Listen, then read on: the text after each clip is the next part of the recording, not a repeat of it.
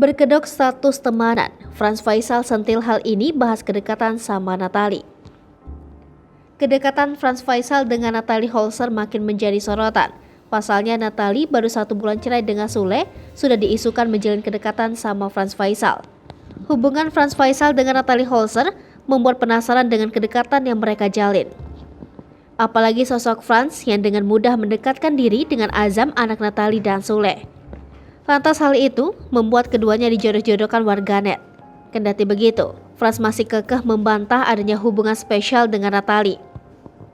Ia masih berkedok dengan status sebatas teman ngonten belaka. Tak ingin disebut memiliki hubungan spesial, Frans menegaskan hanya menjalin hubungan kolaborasi konten semata. Lantas hal itu seolah menjadi kendala bagi Frans menjalin kedekatan serius dengan Natalie Holzer.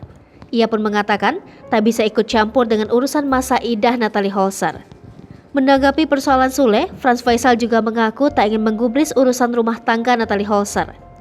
Dia tak ingin menjadi penyebab kerumitan masalah Natalie dengan mantan suaminya. Walaupun tak ingin ikut campur dengan urusan Natalie dan Sule, kedekatan Frans Faisal terus menjadi sorotan. Apalagi sosok Azam yang begitu ngebong dengan Frans Faisal. Tak hanya itu, antara Frans dan Natalie kian sering melakukan kolaborasi konten, sehingga membuat keduanya makin kerap bertemu satu sama lain. Namun, keduanya masih tetap berdalih hanya menjalin hubungan pertemanan biasa. Hai pemirsa Sri Popo TV, jangan lupa komen, like, dan subscribe, serta tonton terus berita-berita terupdate lainnya ya.